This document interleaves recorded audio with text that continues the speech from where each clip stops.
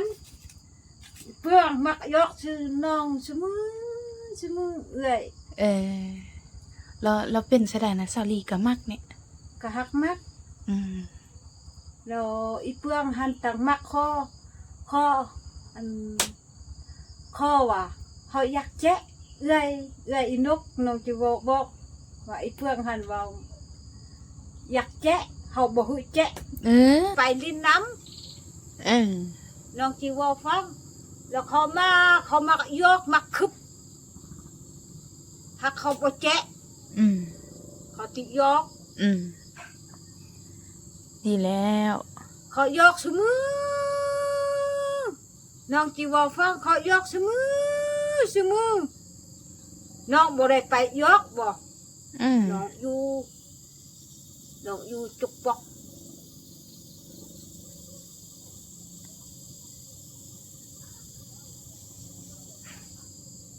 น้องคิดที่เจอขอบใจFCผู้มีน้ำใจแบ่งปันเหมือนฟ้าบันดาลให้สร้างรายการนี้มาสวยเหลือคนทุกข์คนจนหรือคนด้อยกว่าด้วยแห่งศรัทธาบุญนำพาได้มาร่วมทางสบายดีพ่อแม่พี่น้อง FC โมทุกผู้ทุกคนที่เข้ามาชมคลิปวิดีโอของสนุกเนาะคลิปนี้ก็สนุกจะพาทุกคนไปเบิ่งสาวหลีป้าโถนะเป็นยางมายุดมาเดี๋ยวไปทำกันเบิ่งสาวหลีกันว่าเพิ่นจะเห็นยังเนาะเพิ่นคือว่าเก็บผักมาสบายดีสาวหลีโอ้คือผู้งามแท้เด้ชลีก็งามป้าโถสร้างเฮ็ดทรงผมแท้เขาบ่ได้เมียนขี้เนื้อนี่เนาะอันเป็นสดาบ้านนี่เศร้าเจ็บแล้วเนาะเศร้าเจ็บแล้วเจ็บที่อันเจ็บเศร้าเจ็บแล้วไปเลาะกินเบียร์ได้แล้วโดยเศร้าเจ็บแล้วก็บัดนี้ก็เฮาอนามัยห้องเฮือนเฮาเด้อเบิ่งเก็บขี้เนี้ยมันเก็บก้อยขี้พยางเนี่ยนะเก็บไปแล้วพิมพ์ซะอันโดยเฮาอันเมียนขี้เนี้ยเมียนสิเฮาก็เฮ็ดมื้อเช้ามื้อแลงเอามันจักบ่ฮ้อนเอาเฮ็ดมื้อช่วยแล้วมันฮ้อนเฮาเก็บมื้อเช้ามื้อแลงแล้วไปหิมซะกองขี้เนี้ยหั่นแล้วบัดนั้นเฮาก็จุดไอ้นกก็ยังบ่ได้เมียนลูกมันเด้อไปอันสลีเฮ็ดหยังกินเนี่ยขัวปลาเดี๋ยวเราไปเบิ่งสาวลีขัวปลากันทุกคน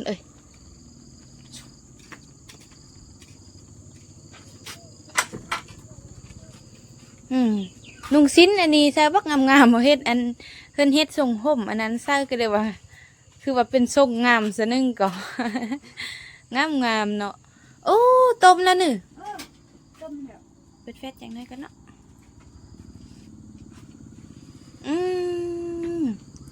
ต้มปลากระสังปลานิลผู้ใดเอามาให้เนี่ยไปเพื่องเงิน200,000ไอเฟืองเอาเงินให้200,000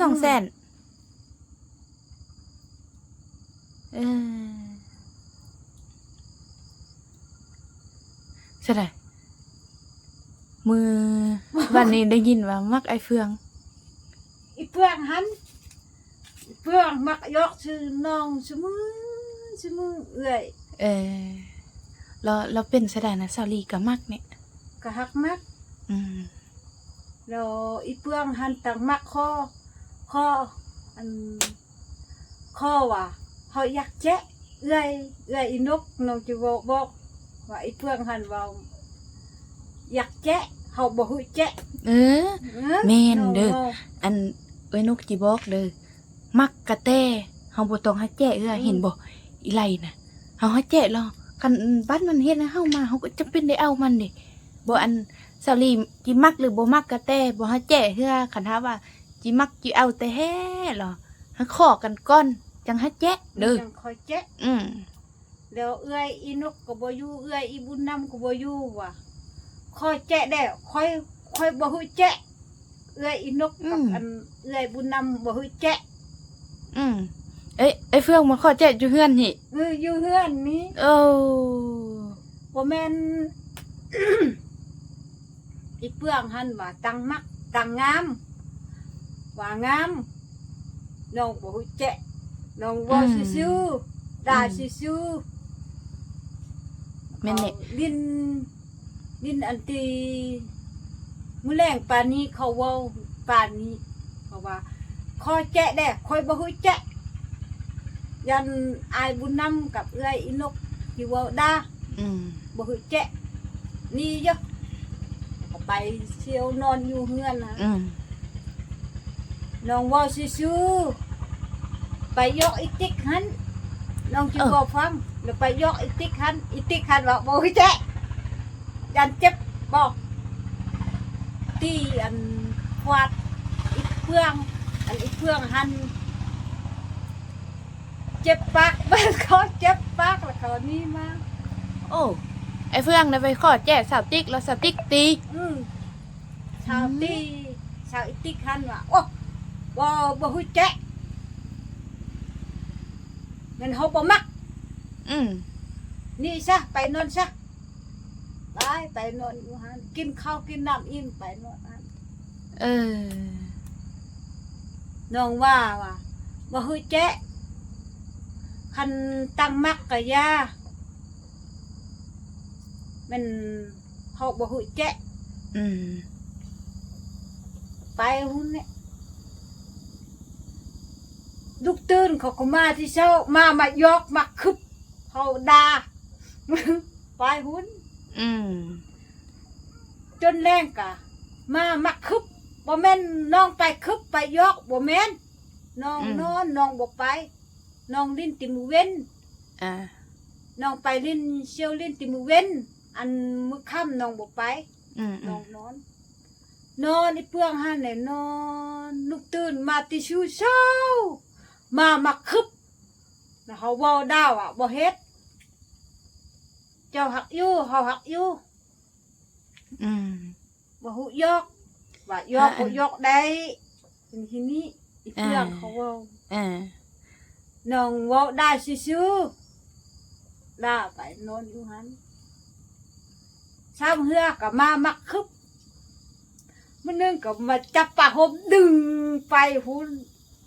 น้องเบิ่งน้องด่าที่ช่องเฮือน้องก็บ่เว้าน้องบ่ตักยอกเจ้าหักนั่งเขาหักนั่งมายอกมักคึบไอ้จิเว้าด่าว่ามักก็บ่มักว่าตั้งมักไปใส่ตั้งมักก็ยาเจ้าหักอยู่เขาหักอยู่เป็นสินี้น้องเว้าแม่นความสาลีแล้วคันถ้าสาลีจิออกไปลิ้นนอกลิ้นอยู่ซ่ากะแตคันฮู้ซ้ายมาจิฮู้ล่อฮู้งามกะแตค่ะว่าอันค่อยมักเจ้าค่อยสิเอาเจ้าเฮ็ดเมียค่อยขอแจะแด่ล่ะบ่หังขอแจะเด็ดขาดเด็ดขาดมันเป็นเด็ดขาดได้ซะเลย บ่หังเฮ็ดบ่หังแจะคันถ้าว่าเจ้าตั้งมักตั้งฮักอันค่อยแท้ๆแล้วเฮาไปขอนำอันไอ้บุญนำเด้อเฮาว่าแนวนี้เด้อเฮาอันเอาพี่เอาน้องเจ้าแล้วก็เจ้าบ่ต้องตีค่อยหอมแล้วเฮาก็สิเบิ่งวันนี้เนี่ยคันถ้าว่าฮู้เด้อดีจังจีนั้นคันว่าน้องฮักน้องมักเนาะก็สิเบิ่งก็สิซึ้งสิซ้อมนำคันถ้าว่าดีก็คันถ้าว่าฮักว่ามักใส่เน้นเนื้อคู่มันมาฮอดกันก็จำเป็นได้ฮะเอาคือเก่าเราคือไอ้เฟืองนี้เนาะคันว่าเรามักสาวลีเราขอแจ้เราฮะสาวลีว่าเดี๋ยวนี้เด้อคันเจ้าฮักเจ้ามักค่อยเราเจ้าบ่ต้องออกไปเที่ยวดุบ่ต้องไปเที่ยวดุแล้วก็บ่ต้องกินเบียร์ดุแต่บอกว่าบ่ต้องลมผู้สาวหลายคนสิเด้อโดยคันมักคันมักน้องเราบ่ต้องลมผู้สาวหลายคนบ่ต้องออกไปเที่ยวดุแล้วก็บ่ต้องกินเบียร์ดุว่าสินี่เด้อน้องก็บอกก็ว่ามักผู้สาวอีหลีที่แท้ก็ว่ามักอีมุกก็มักอีมุกหันก็ว่าที่พี่ชายหันว่าที่พี่ชาย ว่ามักอันชาวอิติคันก็ว่าบ่มัก เป็นเขาน้องสาวว่าบ่มักตีช่องเหือตกติดแต่ปาก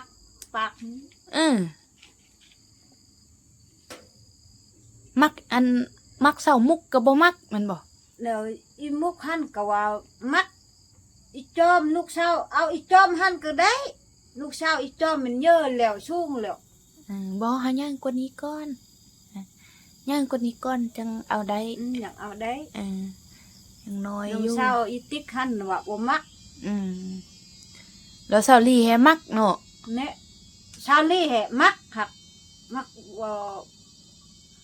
น้องซิงเบิ่งอันน้องคิดเบิ่งที่เจอหันเจอน้องคิดเบิ่งยันตี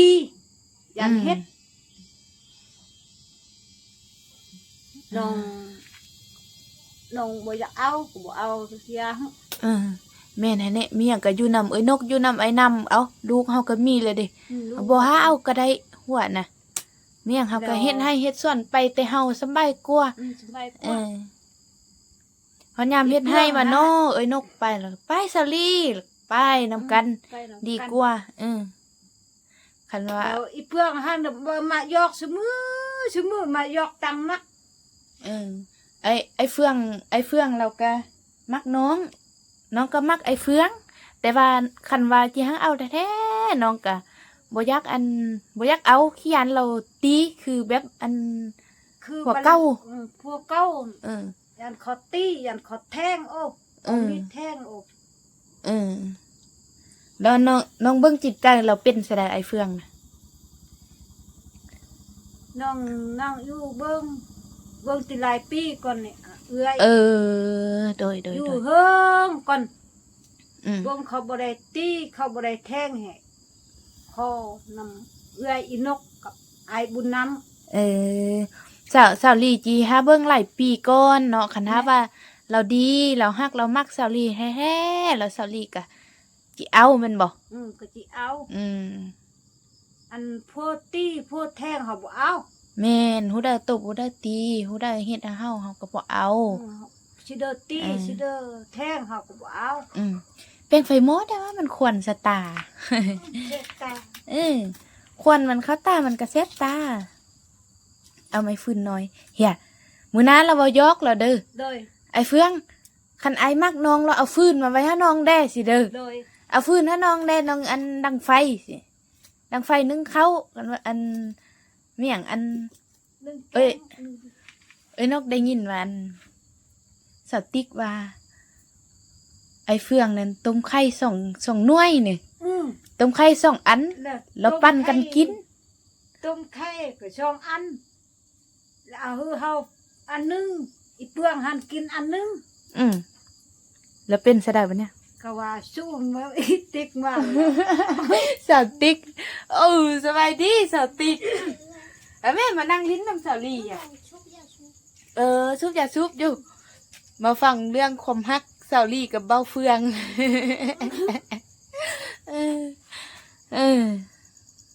เป็นซะได้เล่าต้องดูต้มไข่2 หน่วยแล้วเป็นซะได้ก็ว่าต้ม2 ไข่ชุกเขาต้มแล้วว่าเขาไปเอาเขาหักต้มกินแล้วอีเปื้องหันบ่เขาหักต้มชุกเอาแกนนึงเขากินแกนนึงว่าเขาหักเจ้าเด้แล้วน้องโบปากมาออกมาเฮียมันควันนะเฮ้ยมึงเลยสติ๊กเด้อเอาตั้งงั้นออกมานั่งจะเป็นไงนั่งตั้งฮั่นโอ้ยันกองยันเขากองวะนะสติ๊กบุญหลอดไปซะติดโทรศัพท์2 คนบักงามๆเลยว่าบัดอีวันเรายันกองวันนี้บักงามๆนี่เบิ่งอันสาวลีเอาตั้งมาให้นะเอานั่งเอานั่งตั้งไว้เอาใครให้เราว่ามักสาวลีอยู่ติว่ามักสาวลีอาบน้ำซ้ำเลยก็บ่ได้อาบเขาไปนั่งแต่สาวลีนี่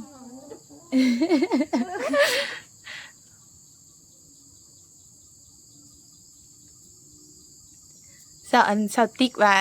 กินไข่อยู่แล้วยุงกัดไอ้เฟืองแล้วว่าเฮ้ยหาตบยุงหาแล้วหาเก่าหาแด้วติเนี่ย เขาเอาไว้นึ่งกัดทำนอก แล้ว บอก แล้ว เขา อันไอ้เฟืองว่าซะได้ยุงกัดเหรอไอ้เฟืองว่าซะได้ ก็ว่าปิ้นตุ้มหอกเก้า เก่าหาไอแด้ว่าซะนี่ อีเพื่อนหันบอกว่าเก้าหาไอเด้ก็เก้าอยู่หันเก้าอยู่เว้นปานนี้น้องก็เห็นมัด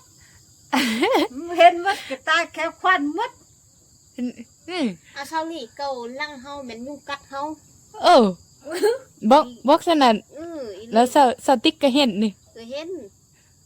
บักเพื่องหั่นว่าเช้านี่ยุงกัดลังเฮาเก่าค่อยเด้เอาเบิ่งเฮาก็ มันแล้วเห็นเขาเฮ็ดวันนั้นแล้วคือมันหยังมันเนี่ย ยุงกัด ว่ามันคือว่าได้คือคนฮักกันเนี่ยนี่คือผัวเมียนี่ ผมเมียน้ำเอื้อย มีหยังก็หาเบิ่งกันไปก่อนเนาะสาวลีเนาะเบิ่งกันไปโดนสำคัญก็หาบอกเราว่าคันท้าว่าฮักว่ามักเราบ่ต้องออกไปเที่ยวดุบ่ต้องกินเบียร์ดุ บ่ต้องลมผู้สาวหลายคนว่าซะนี้เนาะ เนี่ย สำคัญแล้วสาวลีเราก็ยังบ่มั่นใจเราก็ยังยานอยู่เนาะ อย่าง แต่อันเห็นเราเบิ่งเราอันตอนสาวลีเจ็บแล้วเราเบิ่งเราอันนั้นสาวลีดีใจบ่จ๊ะเอสำบายดีไอ้บุญรอ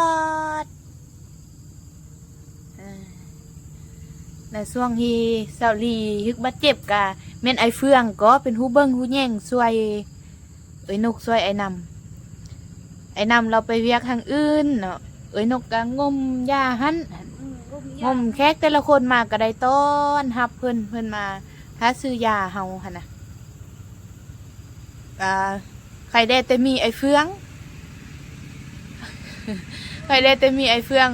เบิ่งช่วยเห็นว่าบางมือสาวนกอันมาบ่ทันเนาะบางทีแบบว่าซื้อของอยู่ของกินมาบ่ทันก็หาไอ้เฟืองออกไปซื้อช่วยไอ้เฟืองเบิ่งช่วย ชิ้นเลยนกคือชิ้นว่ะปิ้งชุบไปจอดตอนนึงออกกินตอนนึง เอ้า ปันกัน แล้ว แล้วก็ไปชื่อเอาปลาดุก3โตแล้วมาแล้วปิ้งชุบแล้วหักอาหุเขาตั้งหางเขากินตั้งหัว นะเขาหักน้ำเขาไปปิ้งเขาหักปิ้งกินบ่เขาปิ้งชุบเขาอีจันอันนึงเขาอีมีอันนึงเขาอีแพทย์อันนึงน้องอีเต็กก็บ่อยู่ไปเชี่ยวตังนอกคุณปิ้งชุบเอาเข้าหั่นใบเอาเขาเบิ่งเขาก็บ่กินว่าไปเอาเอฟหั่นเอามากินอันนี้เขาบายเขาแล้วก็หักอาหือเขาบนเตอเขากินบนเนื้อ ปันเขาปันนำเฮ็ดใบเขาใบนำให้กินเนาะ บายเขาตักน้ำต้มน้ำพด นี่สาวลีเอ้ยนกขอห้ามสาวลีได้ป่ะระวังไอ้เฟืองกับว่าอีไลนี่ผู้ใดดีกว่ากัน วันดีเอื้ออินุก อีไลนี่บ่ดีจักดีเลยเนาะ เนี่ย นี่เอ้ยนกห้ามสาวลีเด้ต้นมันยังอยู่นำสาวลีน่ะมันควกินมันแบ่งให้สาวลีบ่ กูแบง แบ่ง แบงอันเขาไปหื้ออันแม่เท่าหันเขาก็แบนเขาหันตักไปอีกเอื้ออินุกบ่อยู่เขาแบนทีมเขา ผู้ใดแบ่นหิม บะไล่หันน่ะ บะไล่หัน ส่ว แบ น นทีมเขา Ừ. แกงแห่เขาบอกแบนยันโล แห่ยัง ให้นำแม่ไปอาบน้ำยามันเถอะเนาะหันมาแล้วเขาก็บ่ต้องคิดหยังมันหลายเลยเนาะมันก็เขาเอาไปสะคุกแล้วแหละเนาะ เนาะ เนี่ย มีหยังเฮาก็ตั้งต้นตั้งโตมาเฮาก็เบิ่งแย่งกันมาเนาะ เนี่ย เริ่มต้นชีวิตมาเนาะสาลีเนาะ โดย เอออยู่เป็นโสดนี่แหละสบายดีเนาะ เนี่ยสบาย อื ดี ม อยู่ก็สบาย เออ เอาอีนู่นมาสิดูก็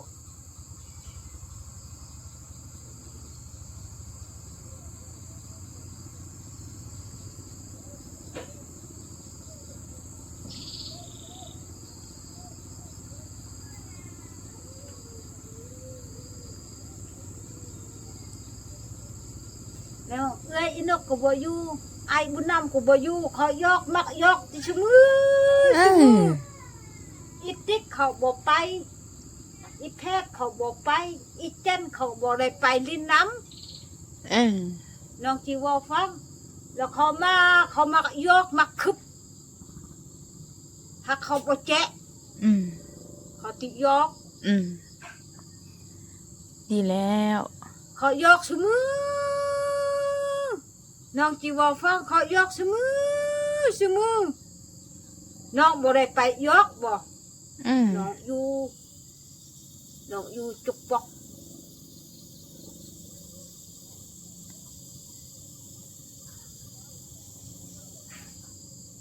น้องคึดติเจอน้องเบิ้งน้องมักย่านเด้ อืม ย่านเขาตีย่านเขาแทง อืมแม่นฮะเนี่ยบ่ว่าฮู้ได้เลยเนาะทุกคนเนาะได้มาเจอเรื่องแบบนี้ก็ต้องระแวงกันหั่นแหละบางคนก็ทำอิดก็ดีดนๆไปมันก็เฮ็ดนะเฮาต้องได้เบิ่งกันไป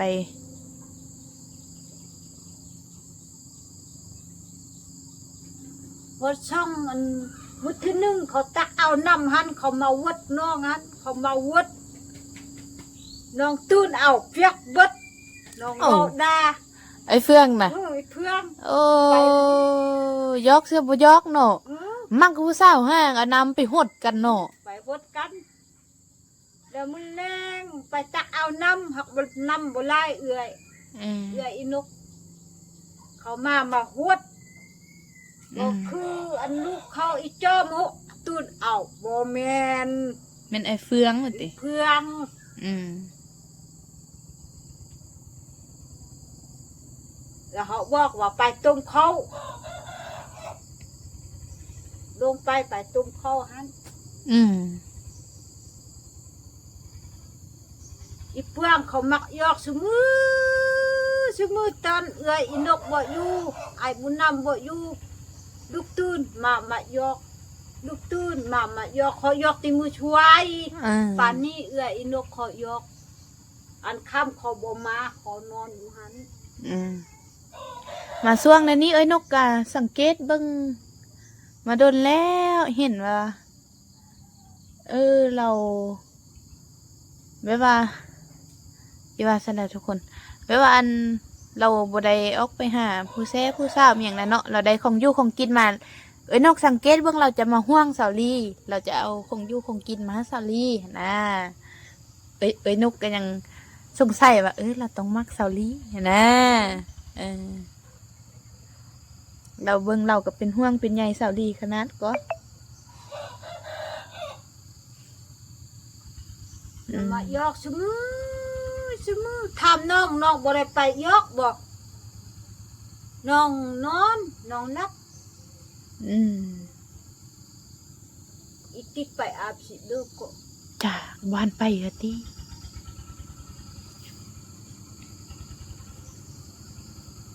เขาถามว่าเอื้อยอีนกกับเอื้อยอีบุญนำบ่มายอกเฮ็ดหยังว่ายอกก็บ่เป็นหยัง อืม น้องดาที่ช่องเฮือ7เทื่อบ่ร้อนเว้า อืม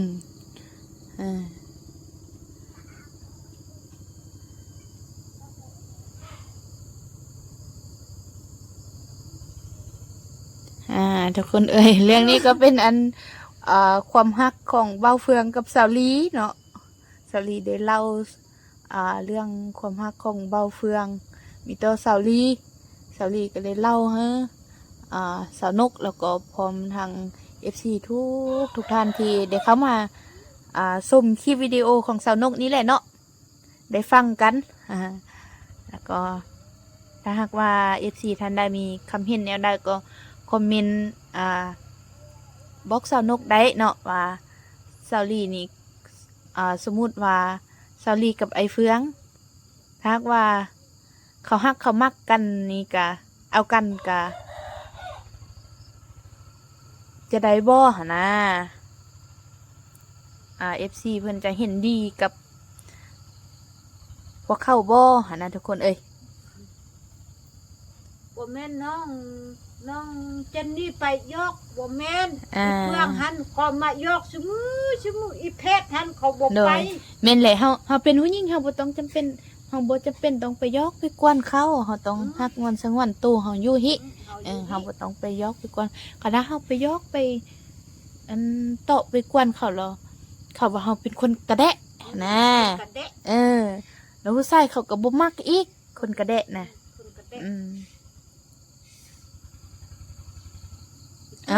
อีเพื่อนเขาก็มาที่เช้ามายก เอ้ยนกสังเกตอยู่แต่ละมือกะเหี่ยวมายอกมาปลุกสลีลูกละนื้อสลีสติ๊กลูกละบ่สติ๊กก็นั่งยิ้มย้อยอยู่ถึงหมดเลยจังสันเลยเนาะสลีเนาะเดี๋ยวเอ้ยนกก็จะได้ขออนุญาตจบคลิปกันเพียงเท่านี้ก็เนาะโดยสลีกะเบิ่งหม้อแกงเด้อเบิ่งหม้อแกงเบิ่งเขาให้นึ่งล่ะนึ่งแล้วน้องสาวสาวติ๊กเป็นคนนึ่งเขาเป็นบอสาวติ๊กแล้วสาวลีเป็นคนครัวกินเนาะช่วยกันไปสแลน้องเอ้ยเฮามีเขาอยู่เขากินมีของอยู่ของกินไปแต่ละมือแต่ละคาบนี่กะดีแล้วเฮากะยามเฮาอยู่ดีมีแห้งเฮาก็ไปเก็บเอา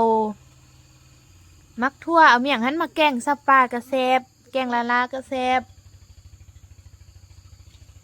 ไปย่างลูกจอมไปเที่ยวปุ่นไปเที่ยวลิ้นติดไปลิ้นน้ำนองจังสันเลยเนาะทุกคนเนาะเดี๋ยวคลิปนี้สาวนกก็จะได้ขออนุญาตจบคลิปกันเพียงเท่านี้ก่อนเนาะแล้วพบกันใหม่ในคลิปต่อไปเฉพาะคลิปนี้สาวนกกับสาวลีขอกล่าวคำว่าสบายดีสบายดีเด้สบายดี บ๊ายบาย แขนกับบุเจ็บไหล่แล้วเนาะเลยน้องต้มแก้งก่อนโดย